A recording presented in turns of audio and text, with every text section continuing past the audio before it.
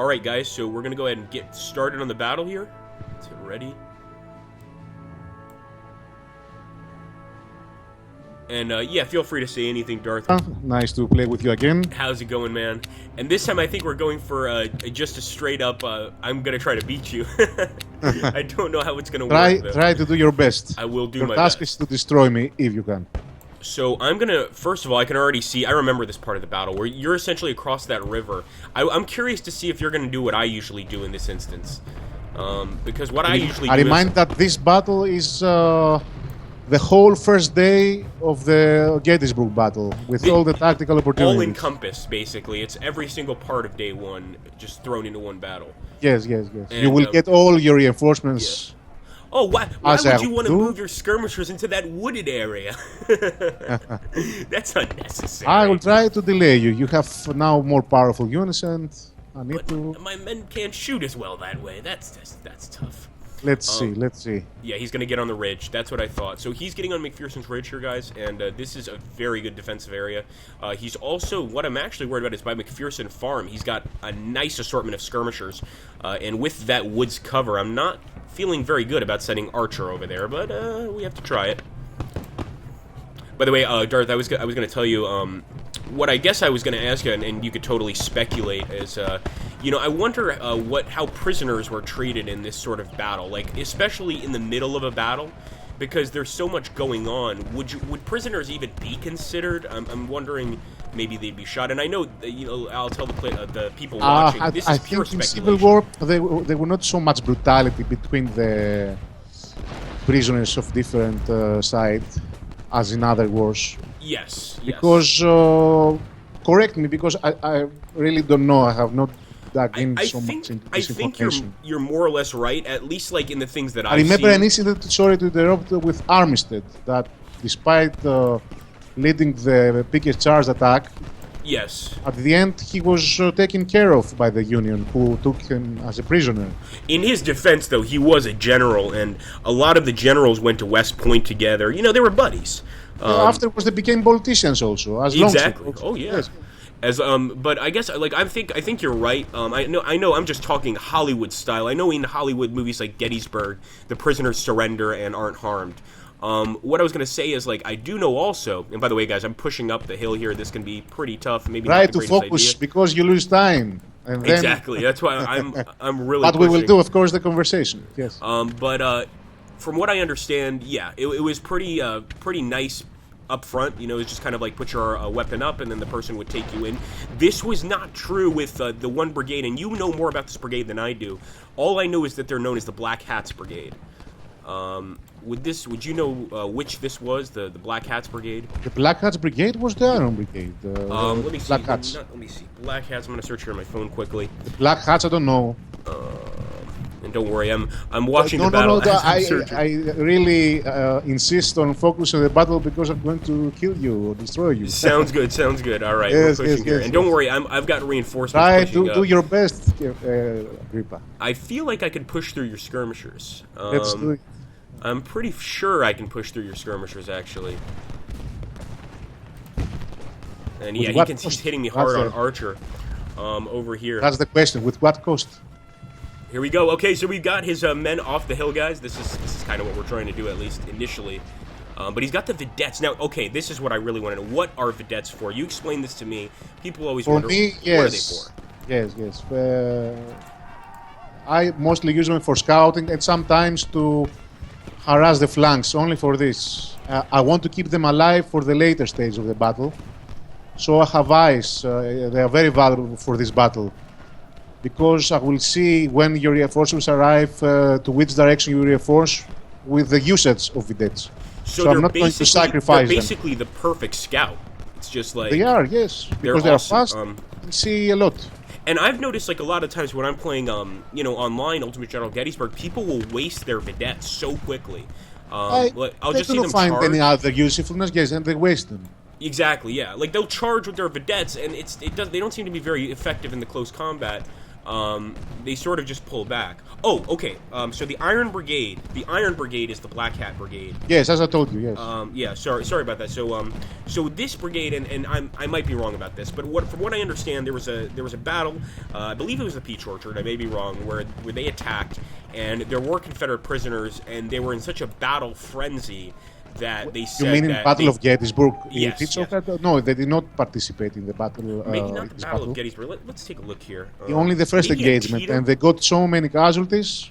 Oh, it says yeah. Yes. It's Actually, they 24th participated Michigan, only that's what in the they're scenario referring we play currently. Yeah, exactly. Only in this first day they participated. Exactly. Yeah. And later they dug in Culp's Hill, where they kept their ground till the end of the battle. So with about 400 men, something like this. They were certainly like an elite brigade, right? In the sense that these guys were elite, yes, they were good.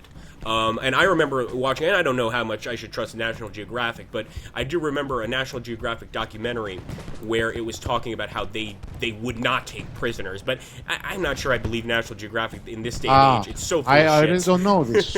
Maybe I should read about it too. Yes. The one thing I do know, and that we were discussing this before, there were prisoner camps. And by the way, guys, I'm trying to push up on the northern part of McPherson's Ridge here to try to cut Darth off, but I'm assuming he knows exactly what I'm going for. Try to like keep safe your artillery, because... and these places, the Andersonville areas or whatever, were basically open cesspools, like open toilets. And this is where they would bring the prisoners. And essentially, it was just like, it was a prison camp with water being used for, the same water being used for sewage and drinking water. Oh. And this caused, dysentery. A lot of people died. So I would almost say, like, it's probably more dangerous to be in the prisoner camp than to surrender and be taken prisoner, if that makes sense. Surely. Of course, in any war, I think, prisoners were not happy to be kept. Yes.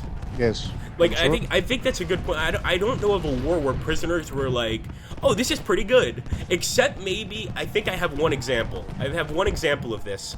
The Finnish-Soviet War. I know when Soviet soldiers were captured, they were almost always asking to be made Finnish citizens. So this maybe is the one example where it's better to be a prisoner than on the battlefield. Yes. But I think you're right. I think in general, it's not good to be captured. It's just not a good thing. And over here, guys, we can see the skirmish. I'm surprised your skirmishers are actually still holding out. Oh no, they're running now. But that did surprise me. Yes, I tried to not fatigue them. Yeah, they're still they're actually lining up against line infantry. This is madness. I might have to charge them again. No, I can't. I can't charge them again. Of course, because you receive also a lot of flank fire. It's impossible. Amazing. So that was awesome, Darth. So Darth, guys, just kicked my ass in the north. I was certain that Davis was going to take on those skirmishers, but they actually held their line and just did an amazing job there. That is not fun for me. But no, that was awesome. So now I'm going to try to bring... I think you are going to like it. It has a lot of up and down moments. It does, yes. And I was surprised. I was like, I just got those reinforcements so fast, and you were telling me that all the reinforcements come on day one. And I'm like, I'm not used to it. I'm like, oh, that's cool. You will generally have the advantage in numbers in this battle. Yes. I should be getting a few more reinforcements. I was also wondering, and this was another question I had, in terms of the Confederate generals, do we know what percentage of them were slave owners? What percentage of them were just, not slave owners? I don't remember. Once upon a time, I have read about it, but... Do you know, could you tell us, is it a significant amount? In general, the average Southerner had no slaves. Only the rich. They were too poor. Yes, the poor were okay. Simple people. They had their home. They were working for others. Only the wealthy, that later, of course, they were more also benefited, I think, from the battle, as it always happens, had slaves. And the poor fought their battle and died for them. Wow. That was a little... And it's not fair anyway. It's almost fair to say, I mean, it's kind of messed up to say, but it's almost the truth to say that, especially when it comes to slaves, that the price of one was the equivalent of, today, like the price of a piece of heavy machinery. So, like you said, a poor Southerner may not get the opportunity, or probably wouldn't even have the opportunity to ever own a slave. And if they did, it would be like one slave of Oh, yes. questionable, you know, value, I guess you could say. Yes, yes, yes. But here we go, guys. So I'm trying to push guys on the ridge. I know if we don't take this ridge, we're in a lot of trouble. So I'm doing my best, and I know Darth has got a nice setup here. He's Try got your best. I try also my best here, and I think I will manage it because we'll see. I have more men than you, but you also have artillery support, and I you've have got also hill others in the support. flank. Pedigree is strong. I'm going to move Archer up as well. And a lot of my cannons are far. I have my cannons in front of McPherson Farm, so they can't spot you. Let me move these guys up. Oh, Davis, come on, make us feel happy. So, guys, if you take a look here, Darth has this cover of a stone wall. This is definitely not helping me at all. And he's got the Iron Brigade. We were just talking about that initially. So I'm not gonna let these guys Iron charge Brigade me. is holding the right flank at the moment. Yes. So I'm gonna try, guys, here. There's no way I would do this with Broken Bro, but I am gonna go ahead and do something a little stranger. So if you guys take a look there at what I just clicked, and that's just because there's no point in hanging out in front there and just getting wasted. Let's move up. Wow, that battle on top of the ridge is vicious, Darth. It's really a nasty little fight. You're pushing. I'm still pushing. I'm hoping that I can beat you, but I'm not sure if I should hold or... Oh boy, he's coming with Baxter, guys. Oh, this is crazy. All right, we're going to charge with Archer. If he's going to charge with Baxter, we're going to make this an all-for-one party. So we're going to go ahead and charge with Archer. Davis has broken, and now it's the turn of Pedigree to break. Oh no! Don't worry, he can still make it. Pettigrew, I don't just give need up a hope. volley, a good volley. Here we go. All right, I'm going to bring up the 3rd Corps, guys, bring in a little bit of morale. I'm not sure if it's going to sustain us, but yeah, Dave's gone like Darth said. He doesn't want to ever come back to the battle. His men have just been shot to hell. All right, Pettigrew here. And Archer's definitely pulling back. Archer is very fatigued. Yeah. I I should have known because Archer had so few men. It would have been really tough. Pettigrew now is in a lot of trouble. And now we will go ahead and we'll try. Yes, in general, if you push too much your troops, they will stop being effective in melee, especially, so they lose more men. Oh man! But That's why Pedigree is very tough. Yes. Very tough. Oh my goodness! Yes, look at that. Oh. Okay, it's who runs first. Okay, I managed it. I'm actually lucky he ran, just because the amount of casualties he was taking there was just painful to watch. So I'm gonna try with Broken Bro here.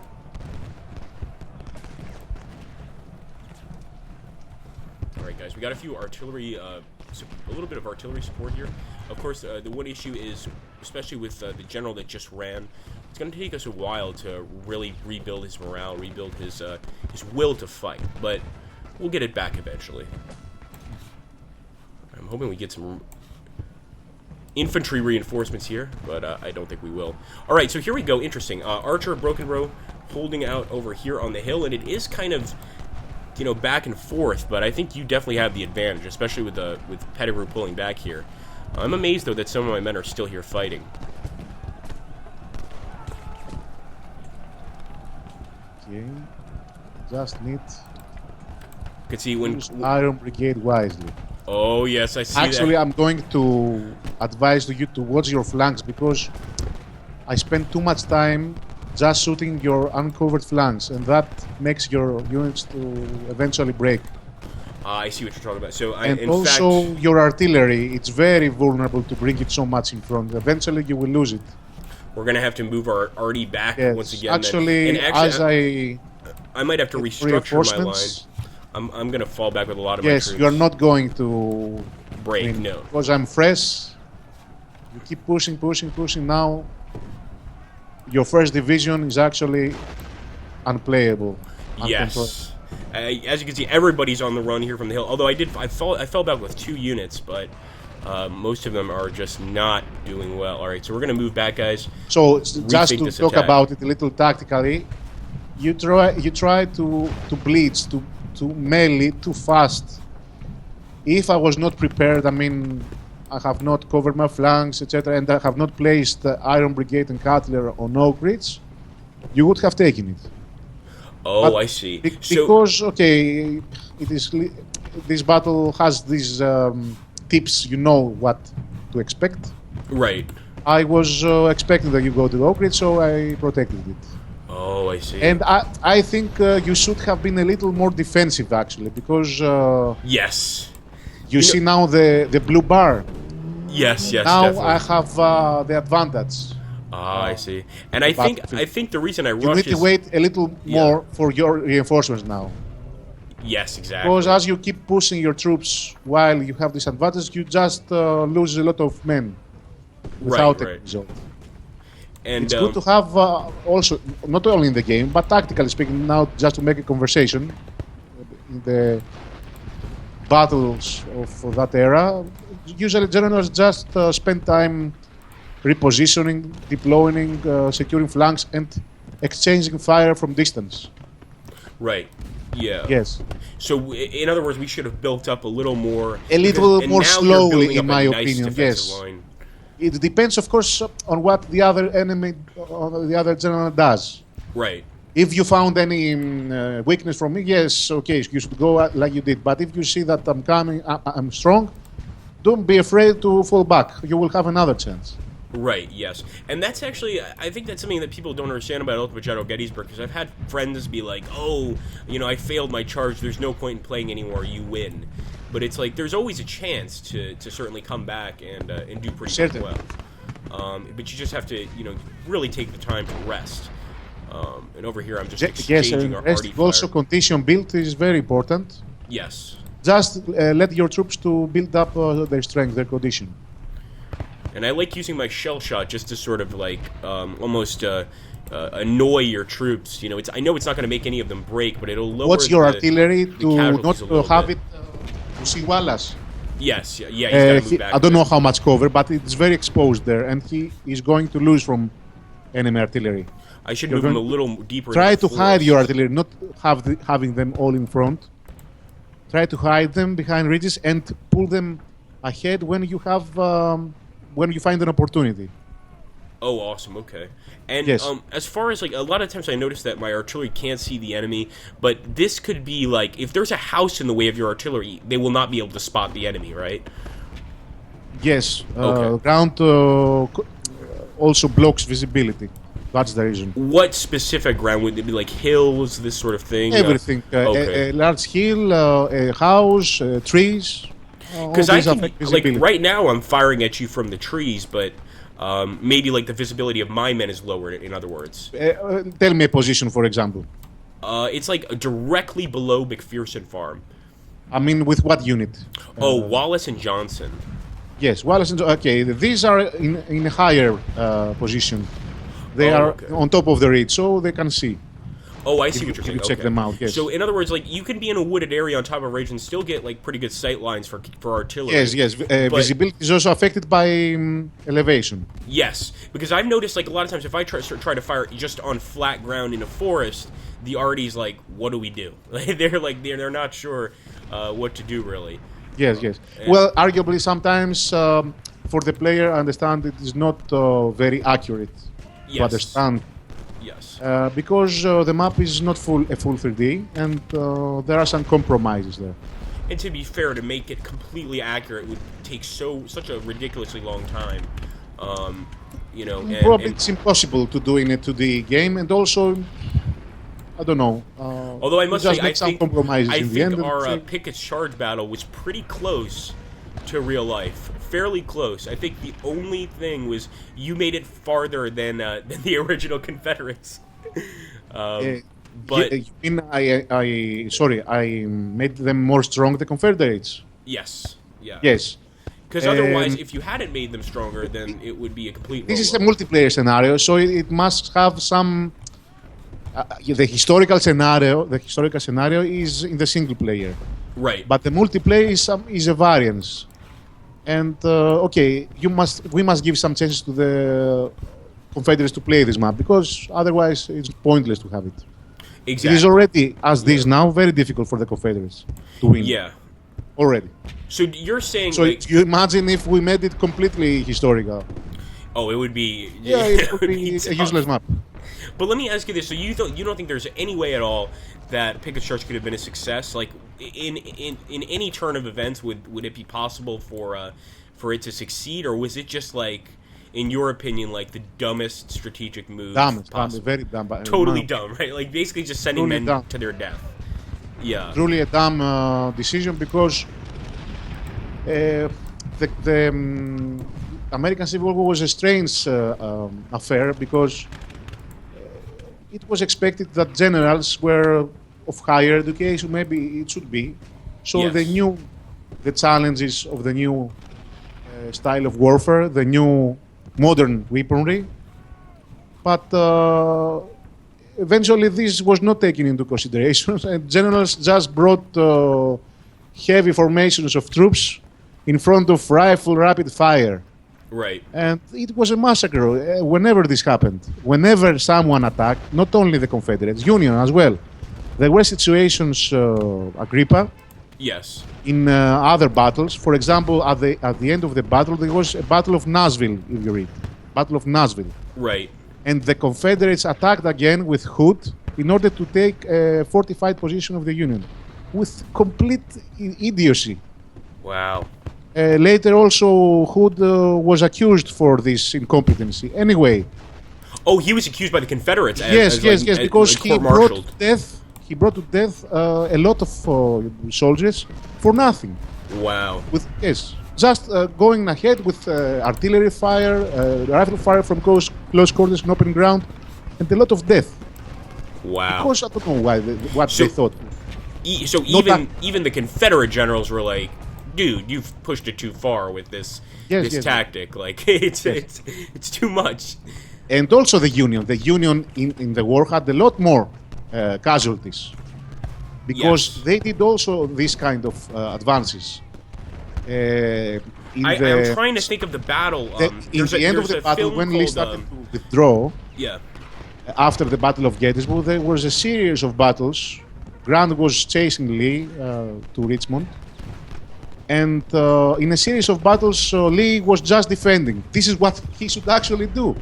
This is why it was so bad mistake that he attacked, because he could have kept reserves and he could do what he did later after the Battle of Gettysburg. After the Battle of Gettysburg, Lee won almost all battles. Agrippa, almost all battles with very large casualty ratio. But what was the difference? The morale was high for the Union because the Confederates were not able to replenish their troops, while the Unions had endless supply of manpower. Right. And there you was were a battle, if I remember correctly, of Battle of Cold Harbor. Yes, that's exactly. I was just gonna mention that. Yes. Because I was saying, Gods and Generals. There's a film that where it shows like the Union made the same mistake. I think Battle it's of Fredericksburg, right? Fredericksburg was before anyway. Oh, okay. So Fredericksburg was before, but I remember this scene in the film where it's like the Union are charging up a hill against a stone wall. This is Battle of Fredericksburg. Fredericksburg, yeah. Yes. And you've got to watch the movie, Darth, because it's. I know. Oh, you saw Gods and Generals. Yes. Oh, dude, the portrayal of how dumb that there were was. entrenchments there. There were entrenchments, and Union just ordered the troops to advance. To advance on fucking a rock wall. Like this rock wall, the Confederates had perfect cover. It's like even if you got a great shot and got a headshot, which is very unlikely, you were dropping one guy out of 1,000, basically. Great men die with this kind of decisions. It's just a waste. Yes, and a lot of battles later, after the Battle of Gettysburg, was like this. Jeez. Confederates were entrenched, and Union just advanced to take their position. And it's slaughter. And of course, I mean, that's just... And now we know, I mean, obviously now in the modern day, we know that that's terrible tactics, but I'm sure, like, there were generals, just like in World War I, there were generals that didn't believe in the tank. I'm sure there were generals that were like, well, no, we must keep the old style of things, you know? Surely, yes. You know, we can't wait for them to set up their trenches. That's silly. But it's like, but sir, if we attack, we're going to get slaughtered. Nonsense. It's just like, well, all right. Stubborn people. Yes, stubborn people, exactly. But Yeah, I remember, especially in that film that you were just mentioning, the Union did the same thing, and I would say that's a beautiful example of it's like the Union's pickets charge almost. It's just madness, total madness. Even right here with Lane, I'm kind of doing the same thing. I'm throwing Lane out in front of. If you guys are taking a look here, You see, you do this yourself. I do. I am we trying say to the right same now though for these you'll people, see, and now you have the power to monitor the battlefield because the generals then did not have this helicopter, let's say. Oh, of course not. visibility. But still, the average player does what you also do. With all due respect, Kevin, just to make the Yes. conversation. Yes, No the worries. suicide. The We're- suicide. Speaking What of, is needed, Kevin, to do mostly is to flank, to find a weakness. yeah, I'm trying to do that right now in your north, but I'm not sure it's going to work very well because now you're aware of it. But that's what I'm trying to like. But you're getting Yes, great don't try hits on to parry. attack head-on. Actually, it's good to see a simulation here. Don't try to attack head-on on fortified position. Let's say that now I am inside woods and elevated position. This is slaughter. Now you slaughter your troops. This is what Oh, I see. we what see you in mean. simulation. So, in other words, And another thing, especially sorry, at the ridge, there's just no point. Agrippa. Yeah, go A ahead. lot man. of people some players also argue about the artillery casualties. Now, Oh, yes. I caused to you by artillery a lot of casualties. You know why? Because you stand in the open ground and receive a lot of fire. There are some players that have some argument about this. Say that artillery must not be so strong because statistically not many casualties were caused by artillery and mostly they were by rifle. But in this game, if you push your troops so close, there must be a result. Right, of Because course. in reality, no one stands for I don't know how many minutes instead of cannon fire just standing. Yeah, They just That's a exchange good 2-3 point. shots and they run. They That's run. a really good point. So for anybody complaining that artillery is like too Yes. deadly, it's like, well, yeah, but a general wouldn't stand in front of our artillery cannonade for Completely standing, yes. for more than a few yes. seconds. Yes. But yeah, that does make sense. Where It does make sense, I think. and I do that all the time. Like you said, I do it. Not like, only I'll- you, every player mostly Every player, does this, yes. then he complains. If you do what tactically was done these days, because if we assume that this army now that we control, we want them to fight for the next day, for some later war. We will play a lot more differently. We will be very careful not to lose them. right. Now every multiplayer game is okay, whatever, let's lose everything. Yes, You see, this is true. and you play suicidally. That's the problem mainly, that you play in a style that was not what was happening. it wasn't. they were it wasn't, very accepted careful. at the time, basically. Yes, they were very careful. They spent a lot of time just watching each other and exchanging from very long range solid shots. Right. So yes, if you do this now in the game, you will not have any casualties. So It will be- in other words, it wasn't at small all ki- small unlikely skins. for just cannon fire to be exchanged for a few minutes before anything happened. yeah. Sorry, can you repeat? Oh, I'm saying so it wasn't at all unlikely for cannon fire to be exchanged for a few minutes before anything happened, basically. Like Yes, always there was some kind of fire before to soften the troops, to demoralize.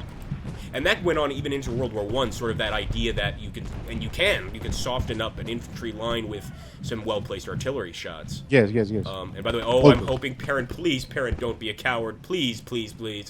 We can catch the Iron Brigade here at Perry least. now is flanked from both sides. Oh, I see your damn skirmisher. I thought they were running. No. I'm chasing this damn You see, skirmisher. and Iron Brigade currently has 197 losses and almost 900 kills. Jesus. I think Iron Brigade's going to be the MVP of this battle. Yes, probably. They are wasting. And yes, you have guys shooting me from behind.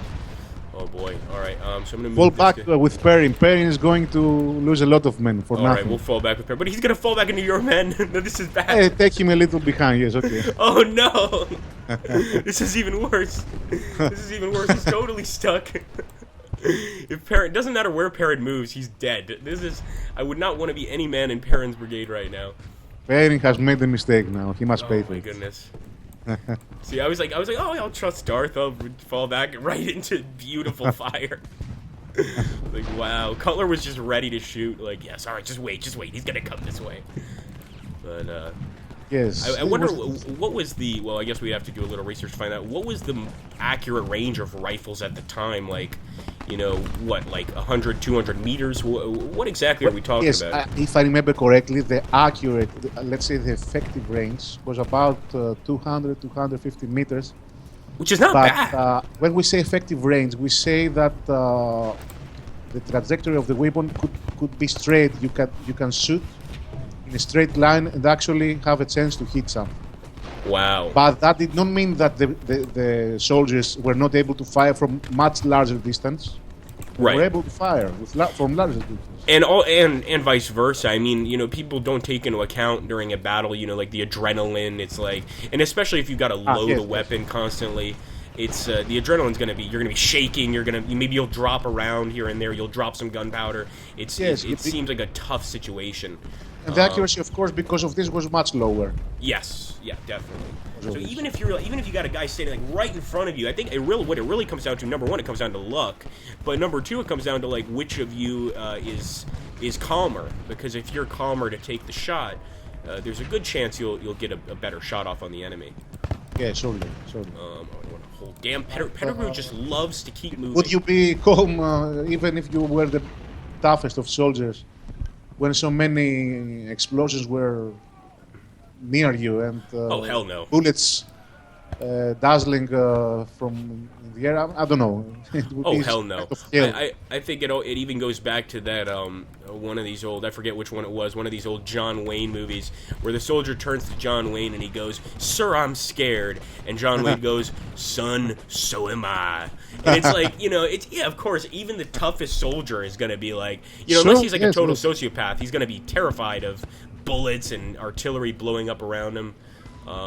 Especially artillery, it's... Agrippa, I think fear is not a bad thing because it keeps you alive. Yes. If you do not fear at all, you become a zombie. Exactly. You have a zombie army that will eventually become dead. Yes. The self-awareness of someone to stay alive, also follow orders, yes, but not be completely stupid. I think is better for the combat. Well, especially I think in the officer setting, it's if you know that your officer, your commanding officer, cares about your life, and it's like, yes, that's the your right life thing. is more important than this Yes, stupid yes. war. There's going to be a lot more morale amongst the men. Like I know, Exactly, yes. Paths of Glory is a great film. People should watch about just this, Kirk Douglas, just this. The generals, the high generals, and their thought process, and the non-commissioned officers and their thought process, and how different it was. Because they saw the men in combat, and the generals just heard about it, so they would be much tougher, I guess you could say, on the men. In the army, a lot of things can happen. If you give too much to the soldiers, then they may become soft. Yes. Later, that's true too. They will ask for more. That happens also in real life, not only in the army. So there has to be some kind of balance, I guess. That you respect the army, you want them to be safe and strong, but at the same time they should understand that they must follow orders, because imagine the situation that there is a complete anarchy. Everybody complains.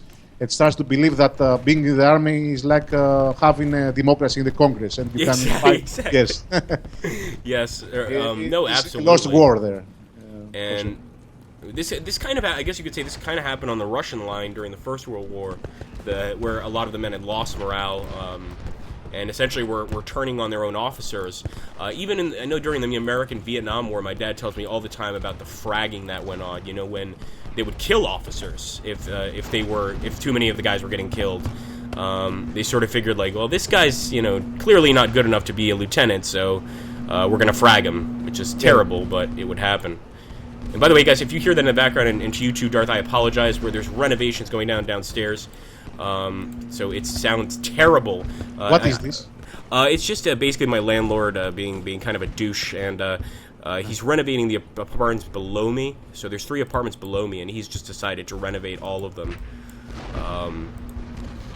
But at the expense of people. I don't hear it very out. much, to be honest. I'm hoping you don't. Let me get a little closer, see if you guys can hear it. I don't hear it very much. It's not coming through. That's good. Agrippa, watch out.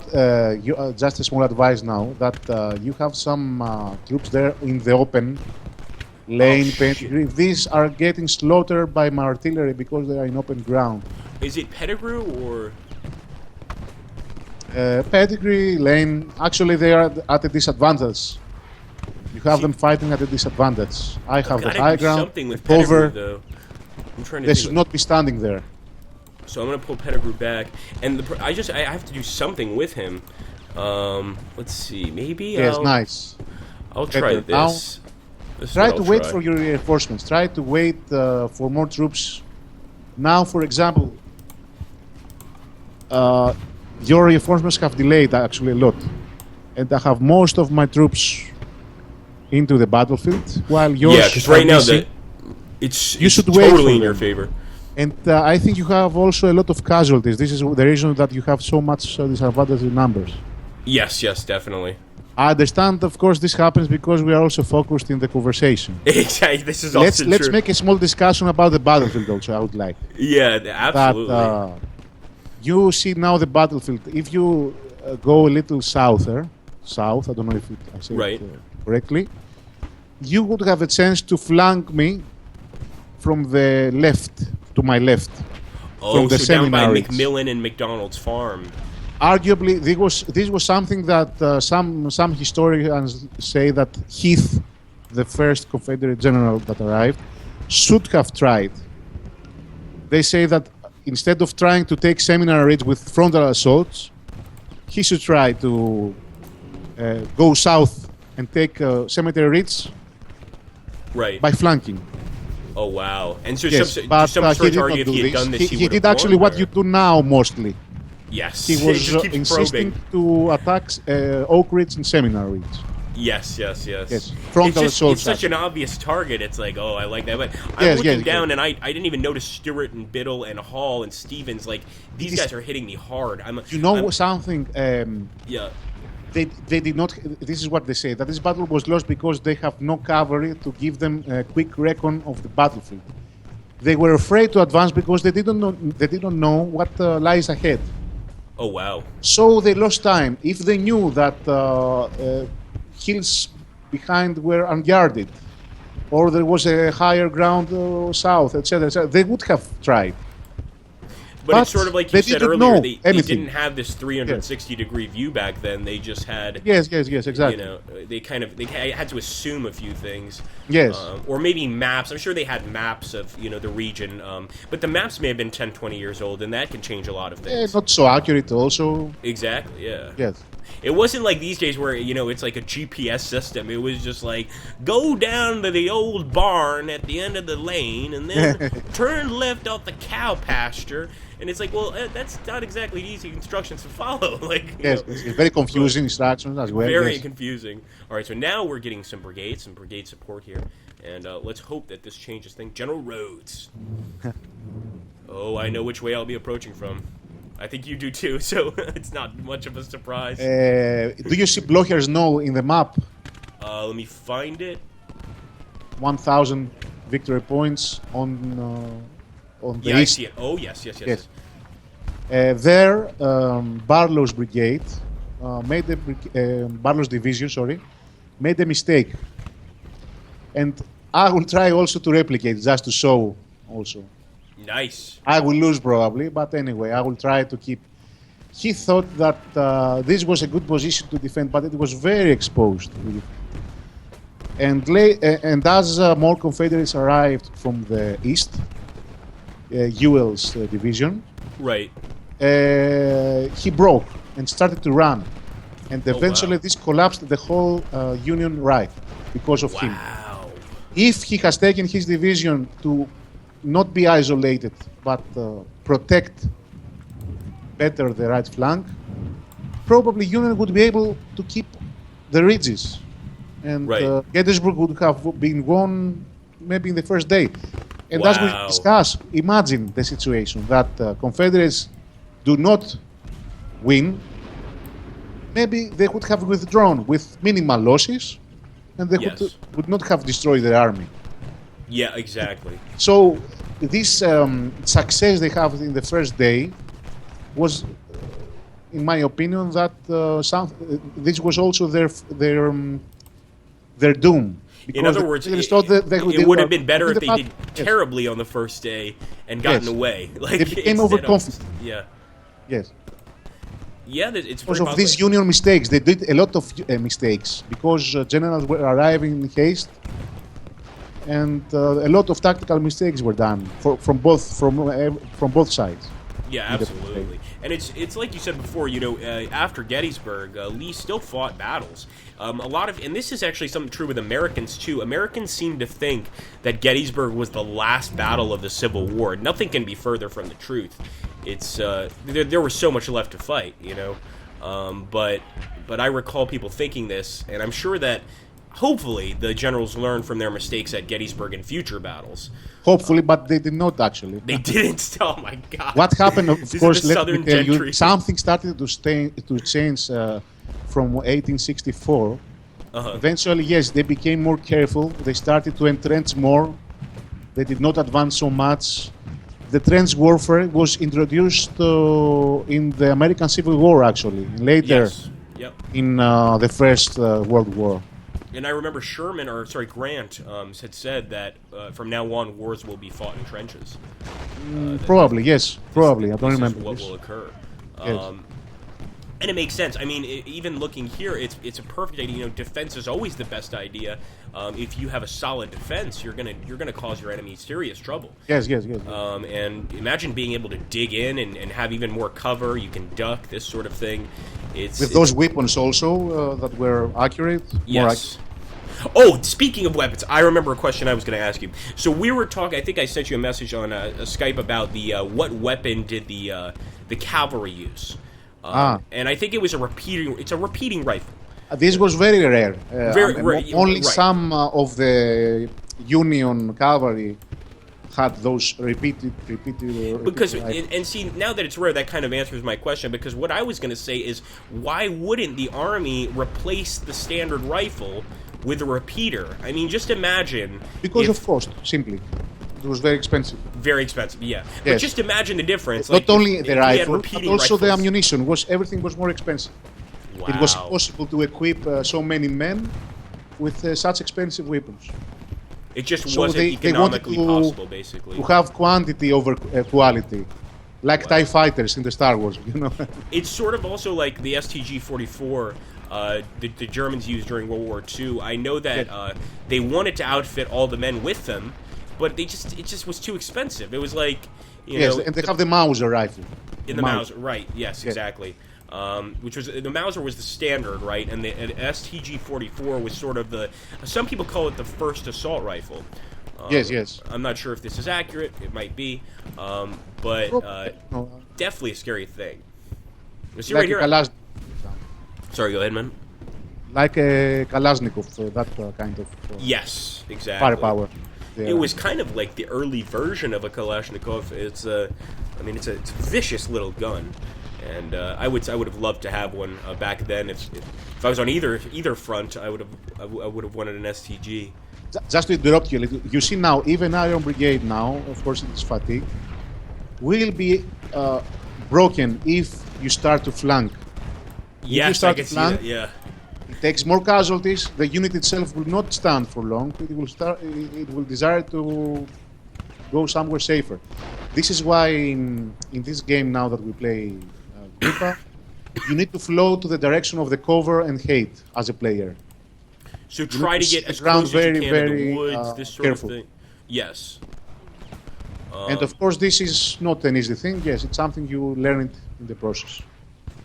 Just an advice for everybody that hears. Oh, definitely. And also another thing I noticed is why is it, and this might be due to fatigue. Sometimes it seems like I should be able to charge, but the charge button is grayed out. Because your morale is very low. Oh, okay. So this is a morale issue. If your morale is very low, for example, about 20, you will not be able to charge. And this is basically just the men's way of saying, like, we are not going to do that. Like, don't we even are think not. about You see it as a commander that they are wrecked. You cannot command them to charge. Right. Yes. Yeah, you see now how easily you can break me. And this is what Darth is talking about This is in what terms of you should do fire. also. Yes, mass it's in one devastating. direction, and eventually you will break me. And even if you charge, I'm not commanding. I'm not telling you what to do now because probably it's not a good decision. Yes. But it is more advised to flank me, not to do head-on advances. That definitely makes sense. So I think like now at least in multiplayer, my focus will be tricking the enemy as opposed to just just trying to get like a good attack. Like because right now you're absolutely right. Your guys are Iron Brigade and Schwiffelnig are getting hit hard. They are standing because they are good troops. Other units should have wavered now. They would have, yeah, right. And even Iron Brigade, damn, they might be wavering soon. But Doles is wavering, and that also is because he's kind of out in the and open. another also advice: watch how I make my lines. I try to make them continuous with no gaps, and not blocking my units' firepower. You have some units there that have reduced firepower because you have them one in front of the other. Oh, Try I see. to stretch This them I did out. not know. So in other words, if one infantry unit is sort of ahead of the other, the one behind him will not get as good shots. Yes, even if you see them to shoot, they will not be effective. Oh, They will not cause a lot of casualties because they block each other. They mostly miss or do not fire.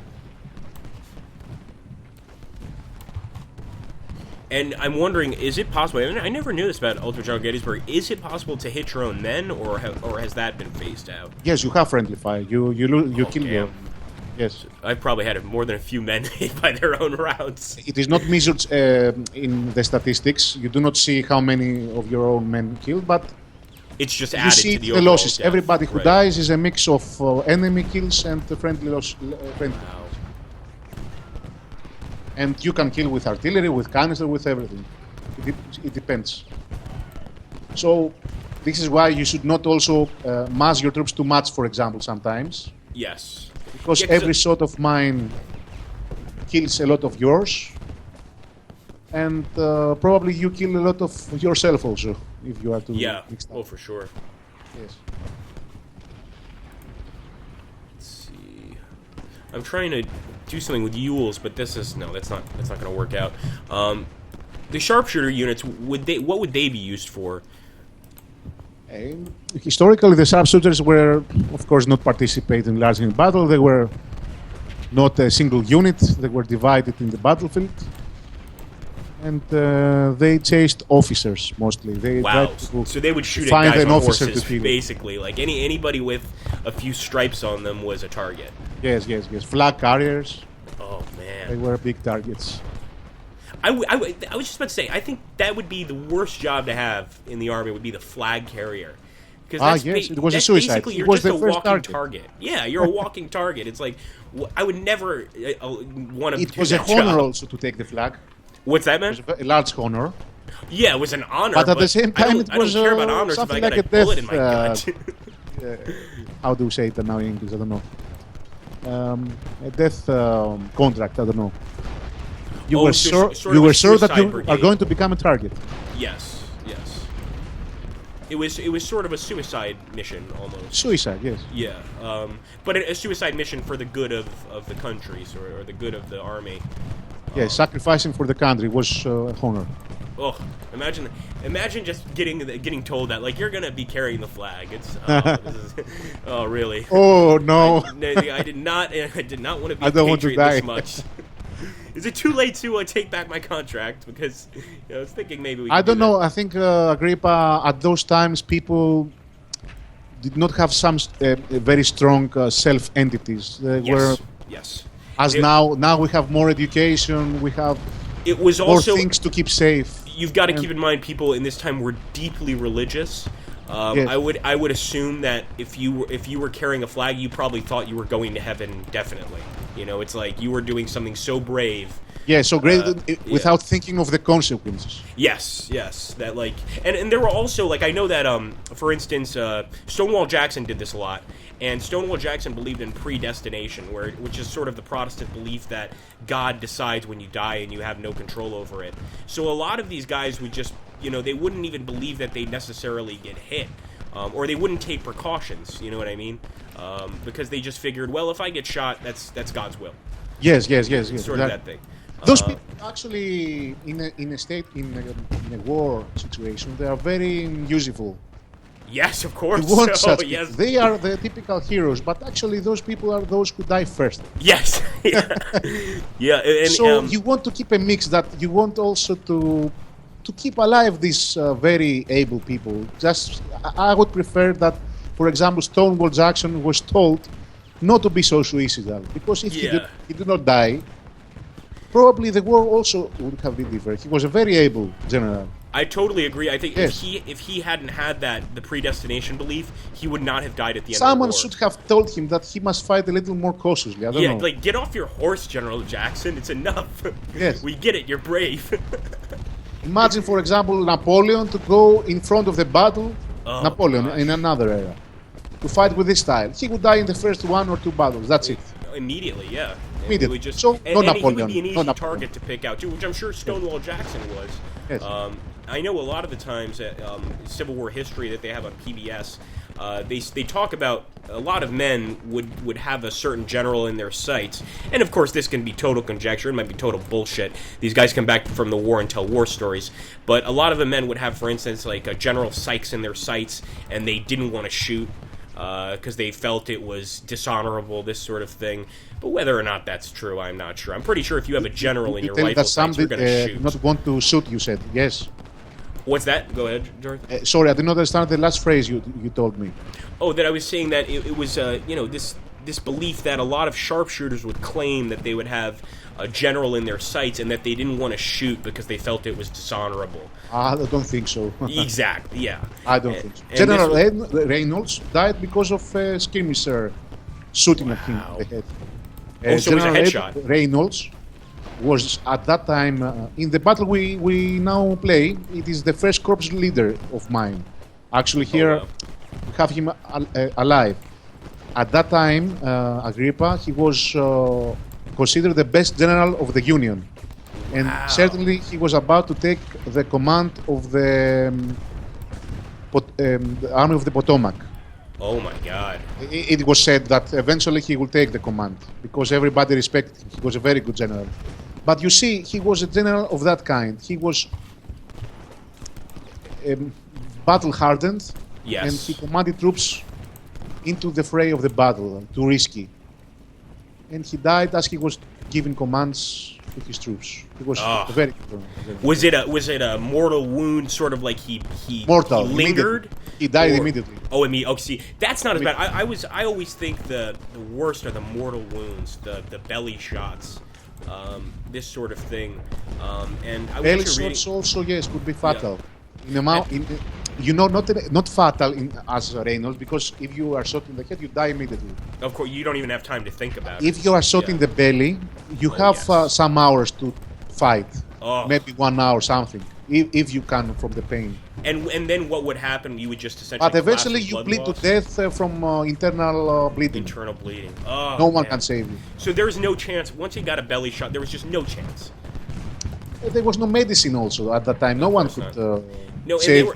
there was no medicine, and they were totally unaware of hygiene. Like, I remember reading that they would cut a guy's leg off, and they'd use the same saw to cut the other guy's leg off. They had also whiskey for Yeah. instead for contamination. Don't know the word. They used whiskey. For infections. Yeah, Yes, for yeah, infections. yeah, As we have betadine, I don't know. They had whiskey. rye whiskey, which is Yes, just yes, like, oh. I mean, any alcohol you use for infections is going to be bad, but to take whiskey, it's just like the worst you could have taken. Like, at least vodka seems a little cleaner. It is what they had, okay? Exactly. Whiskey exactly. in the... It's what they had, exactly. And I want to go deeper into this, maybe in our next battle as well. I do believe they did have some form of opiates for, like, morphine, but it wasn't called morphine. It was, and it was taken very differently.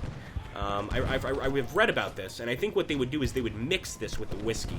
So they would may take some opium poppy, mix it with the whiskey, shake it up to create a slightly stronger painkiller. But I'm sure that, if you're getting your leg cut off and you're awake, it doesn't really matter what painkiller they give you. You're in a shitty place. It's not going to be good. But you want to not have a contamination because you die from bacteria. Of course, of Yes, course. that's the problem. This is why I never understood the thought process behind removing a limb. All right, Sorry, now that we say about this, I would like, because I read an Sure. article recently that said in the Battle of Shiloh, some troops had glowing blood, What? and eventually these were saved or were rescued, did not die. At that era, they thought that it was some kind of miracle because Yeah, it like was God also strange to see a glowing blood. It was something like a miracle. And I don't know how accurate is this research, but it is recent. They found that there was a certain kind of bacteria that infected the blood of those wounded that fought the bad bacteria, the bacteria that would actually be fatal to the wounded. Wow. So this glowing bacteria was later killed by the immune system of the wounded because it was not the immune system of the human was able to fight this. Right. But these were defensive bacteria for other more powerful bacteria that could kill the wounded. It was really strange. You're gonna have to send me the link because that sounds like really cool probably stuff. Google it about it. Glowing blood silo battle. It's very interesting to read. And I'm certain, like you said, like I'm sure at the time they were like, "This is clearly the work of Jesus. He's come Yes. He's come to This help accent. us."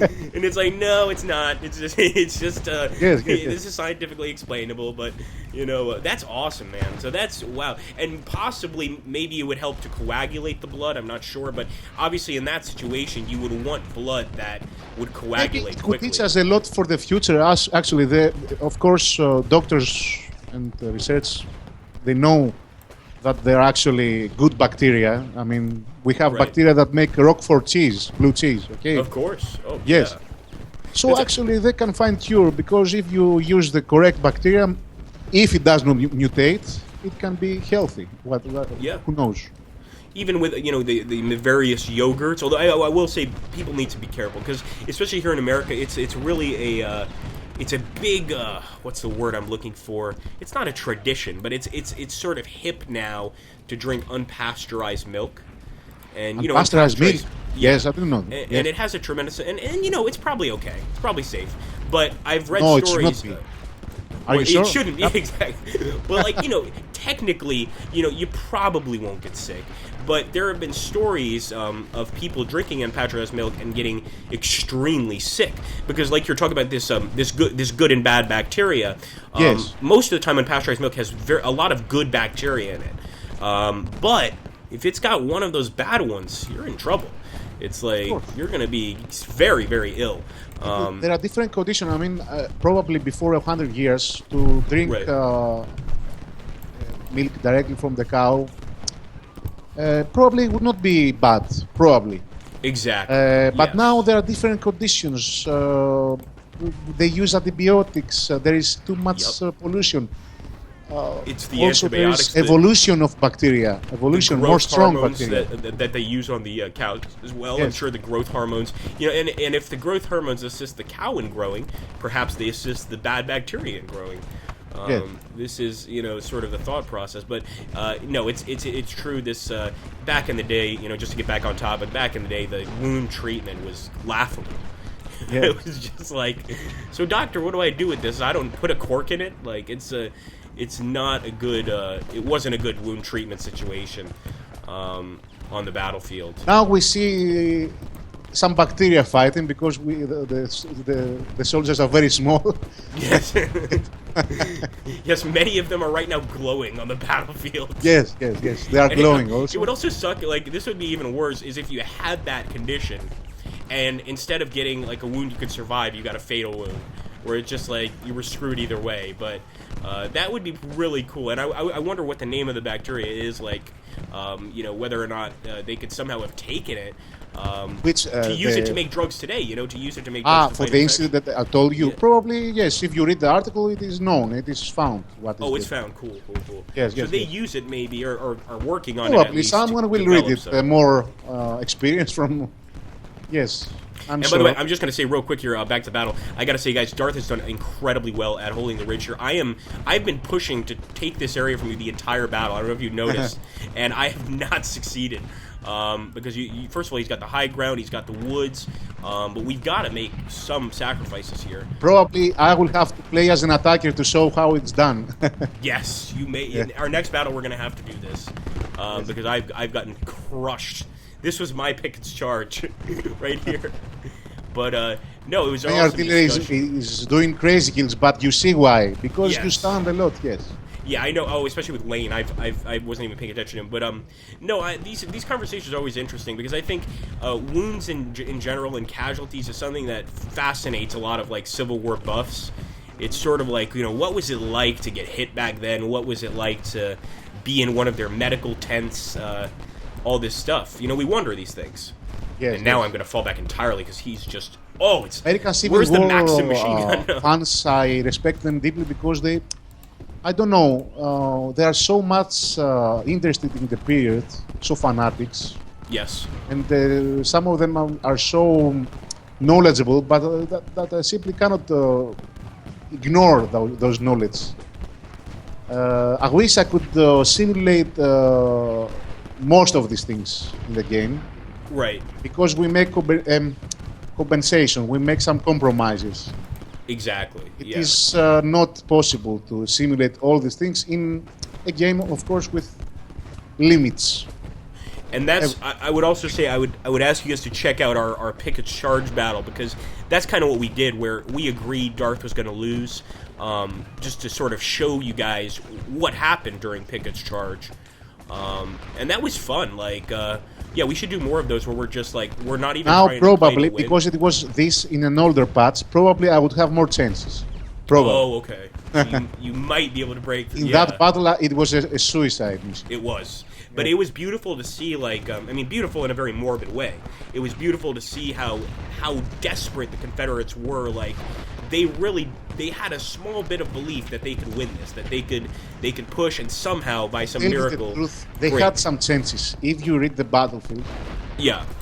the center of the Union was very thin.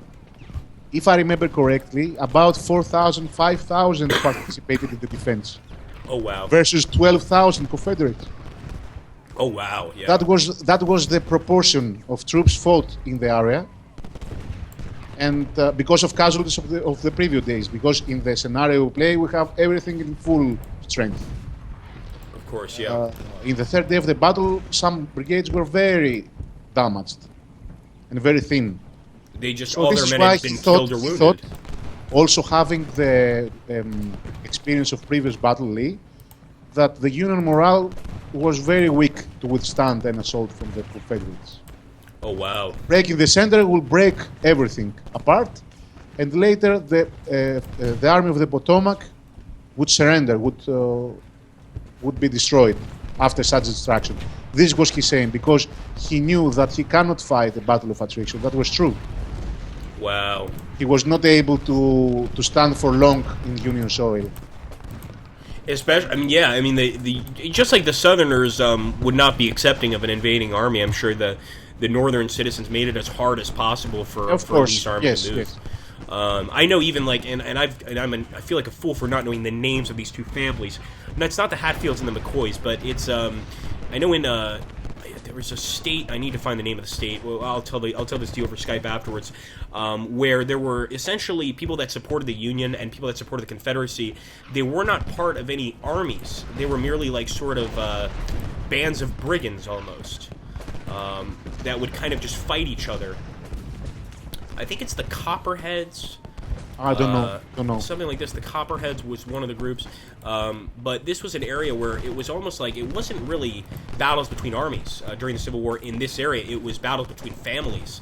There is one new movie that is going. I don't know how it is. Probably it fits to the information you give now. It speaks about a story of a Confederate officer that decided to join the other side, probably the Union, and he had to fight Southerners in Southern soil. Is this the new Quentin Tarantino movie or? Maybe, yes. It might, because yeah, I had I seen want it to watch released it. in. I'm very Oh man, that sounds awesome. Yeah. Yeah. There's another movie sort of like that. I'm sure you've seen Cold Mountain, right? Which? Sorry, I don't remember now. Oh man, you've got to see it. It's called a Cold Mountain. It's not all Civil War. It's mostly like a movie about like a lot of American folk stuff and it's sort of getting back from the war. But I'm Cold telling Mountain. you, Maybe I have seen it. Maybe I have not. I will have to check it later. you're gonna have to, man. And And there's I'm a going to scene check in it it in the out. beginning of the film where I don't know what fort it is, but it's a fort where the Union tried to blow under the Confederate lines. They blew Yes. a hole using gunpowder. And then the men ran into the hole in an attempt to charge the Confederates, and they were stuck in the hole. There was no way out. They thought they were going to blow a hole in the Confederate lines and they were going to be able to charge them. But what happened was they blew a hole in the Confederate lines so big that they couldn't climb back out. And the Confederates just started firing down on them. Does it have lots of battles to watch? Unfortunately not. That's the crappy part. It's like the first 10 minutes or it's all action, and then there is more action throughout the movie, but not battles.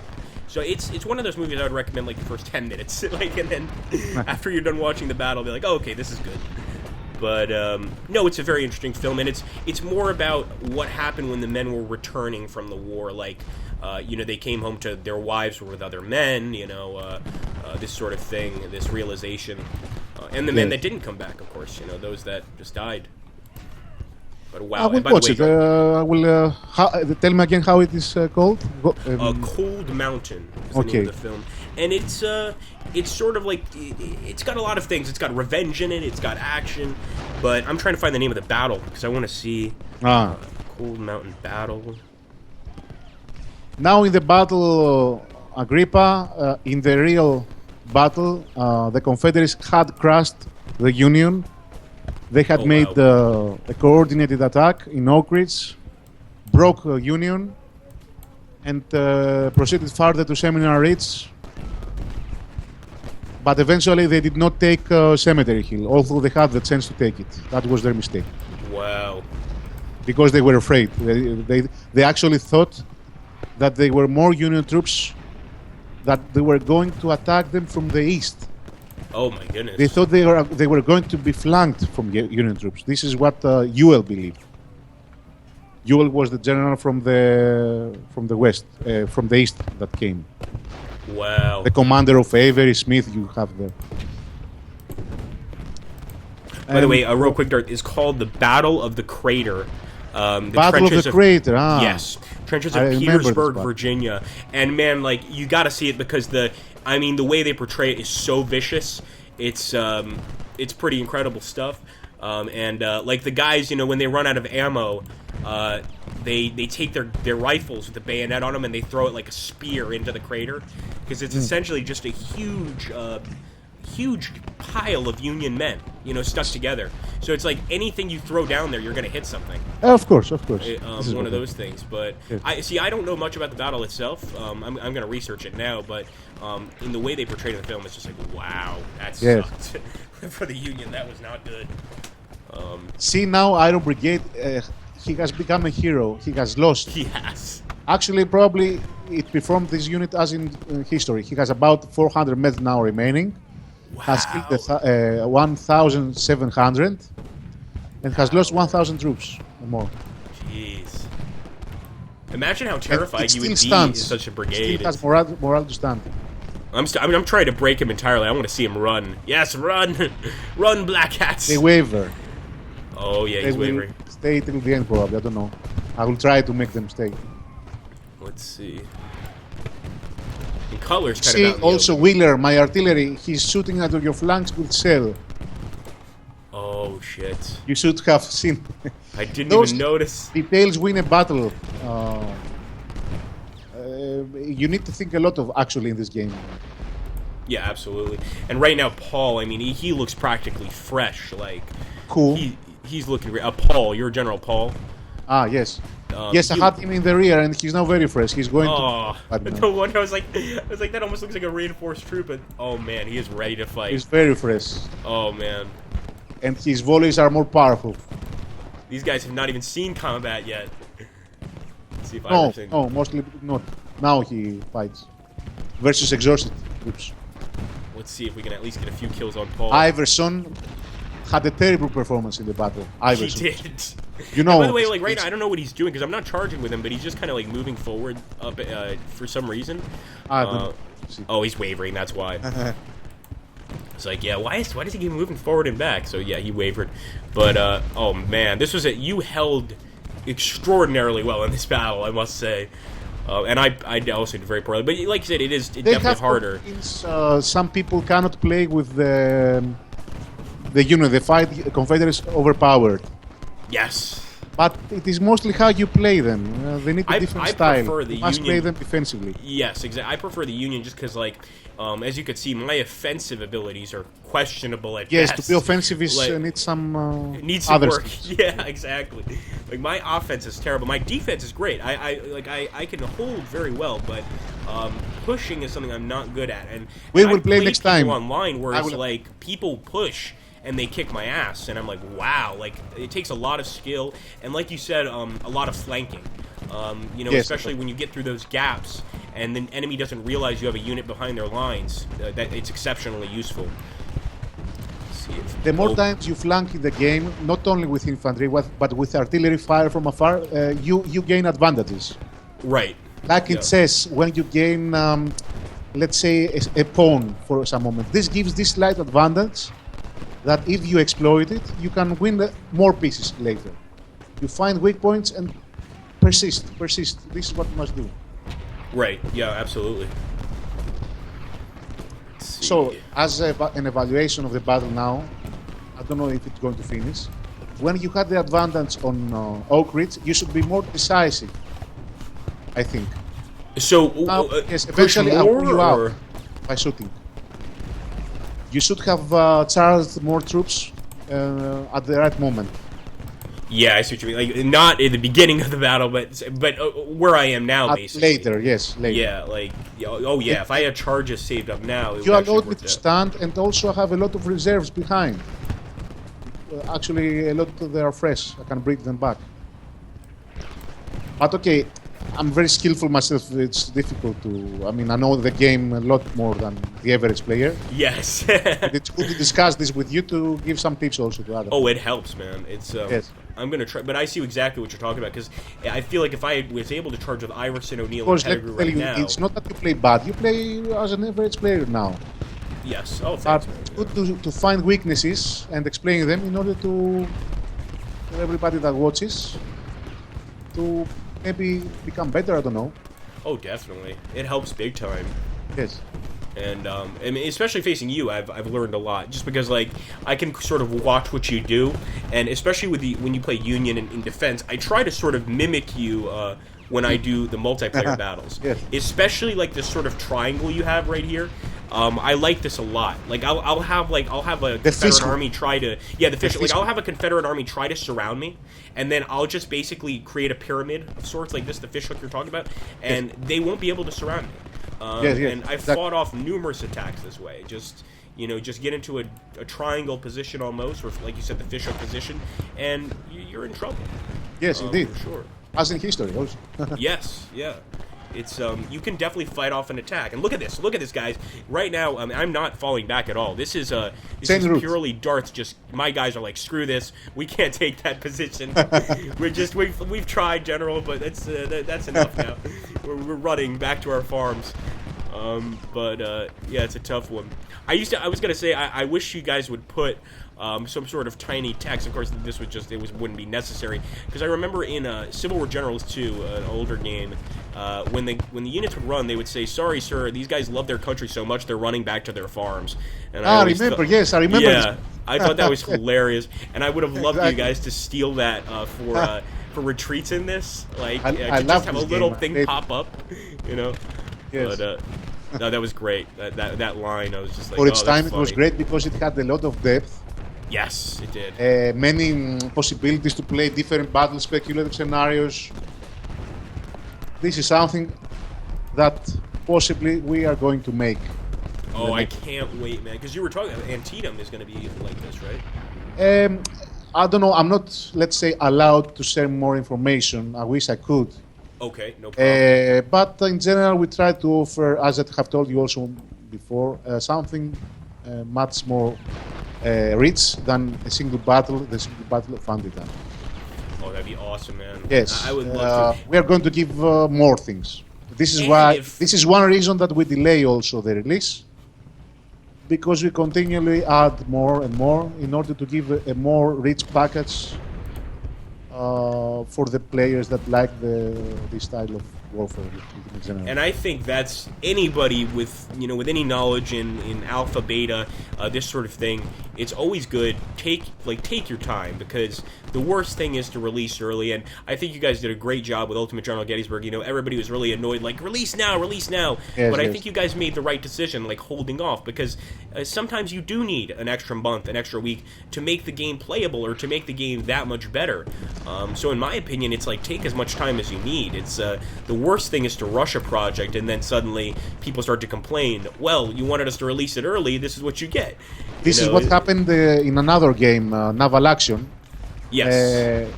This game was delayed more months than it was scheduled, because it was tried and eventually we succeeded to make it very stable. I mean, okay, it has some early access deficiencies. It has not a proper UI yet. Some other details are not there, but you have a stable game that does not crash. You play with no problems. Right. You have a stable battle system that everybody likes, and I think it's better eventually to provide a game that most players will enjoy it for its gameplay, and not for very good trailers, very good backgrounds, I don't know, extra graphics. And as you play, you see a crazy bug the eye, crashes, bad performance, such kind of things that Right. happen very often in games lately. I agree with you. I totally agree. But I would say, especially the strategy market you guys are after, which is the more intelligent strategy gamer, one who's more interested in a more realistic game, I think it's a great idea. But I will say, and I have said this to many developers before, don't underestimate the stupidity of the buyer. The things like trailers and all that stuff. People need that crap. Like, I hate to say it, but it's almost like people have been made so stupid that unless they see like the graphics and like I need to see the graphics, this sort of thing, they don't even take the chance. These things are marketing. I mean, Yes, when that's you want that's to the buy word something, precisely. you Yes. see how good the game can be. Yes, exactly. So you need these trailers, you need these things to show as good as possible the package. Right. And it works, yes, in all kind of products. Even for a chocolate, you buy it because you like the package, maybe. Exactly. It's like Nestle. If you make the package like something, I don't know, dirty or whatever, you will never buy it. You'll know exactly. Even though it may be the best chocolate in the world, you will And never. arguably, the companies that do that, like especially like for instance Nestle, make shit chocolate, but it's like because they make those advertisements, people are like, well, they must be good. Yes, You know, yes, yes. Like they paid this much for it, they must be good chocolate. And it's sad to say, but like I totally agree with your look on it, where it should be about what the happens. content is.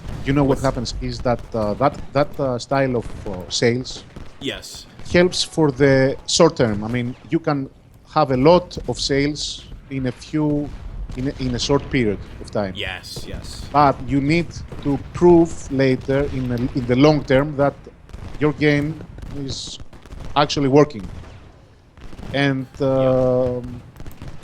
I think other words, it that helps kind sort- of it helps policy, sort of if you release, make but only that's it. games with good package but not with good gameplay or other more important things, in the long term you lose. Customers are not going to trust you in the long term. I mean, if you make another game, if you are going to continue supporting the game and want more sales, I don't know. Yeah.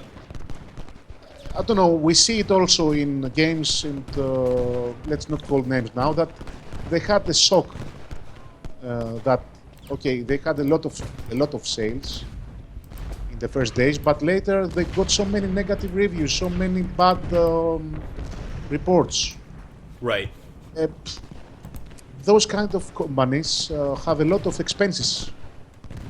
For us, maybe their sales are very high, but in order for them to be successful, they need to sell millions.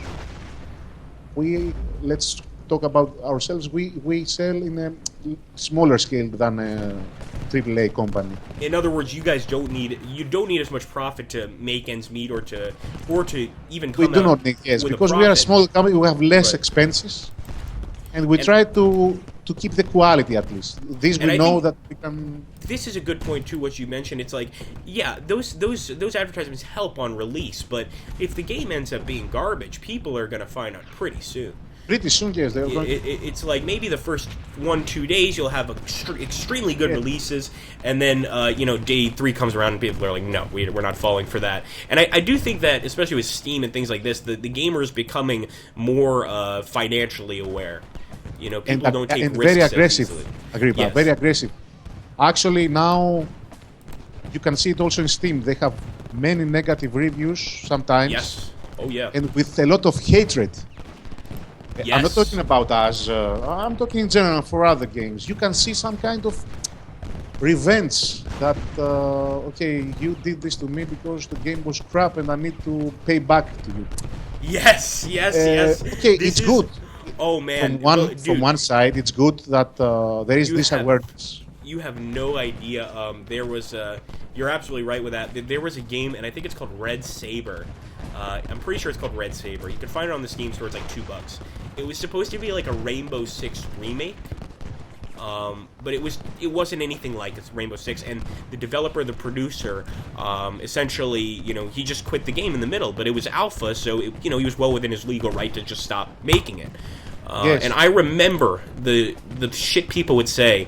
They would give the guy death threats. Oh. Like, Yes, we're gonna come and kill you and your Yes. and your family because you sold a shitty game. And I was just That's like, terrible for me. Jesus. That's I was terrible. like, yeah, I think the guy's a jerk, but don't do that. That's a bit much. Like, you've taken it too far. But no, you're absolutely too right. far. And I think you're right. I think the community is getting a lot more vicious. I don't know, Agrippa. I want to say something about this a little short, because Sure. let's understand what a game is. It's a very demanding project, Yes. and the end price, even for AAA games, you see so much work in them. I'm not talking about our games. I'm talking about games in general. Right. So many people work for it, and it's very tough work. Many midnights are lost, and you code or you test or you do a lot of things that are very stressful. Yeah. Oh, I definitely. can deeply understand any developer that how sad he can feel when his game, despite his efforts, is a failure, or I could imagine. or maybe it receives negative results. It's very bad, and in the end, maybe these sometimes the reviews are very harsh. Yes. Some reviews are ready to accuse a game because something is not good for them, and they curse. And how much does it cost a game? Maybe $30, $20 in average. In average, there are some more expensive games. What do you Exactly. get with this money in your real life? You can Exactly. go to it somewhere Yeah.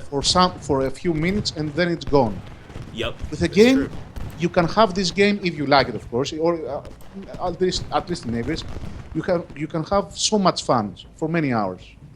Yeah, I agree. Even if it's Yes. not a great game, like, you could still have a great time.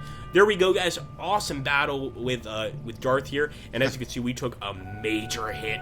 13,284. I'm gonna jump into statistics because I want to see what the best brigade was, and we were right, Darth. We were right. Iron Brigade is number 1. That's awesome, man. With our conversations, I missed the Iron Brigade, and eventually they departed. They were doing But you see how many- exceptional. Hold on here, and Cooper's. I think O'Neill's was, that was the only good one of mine, but that was awesome, man. O'Neill Very, was a bad brigade, and he did well. very- he did indeed. was My like- friend, I'm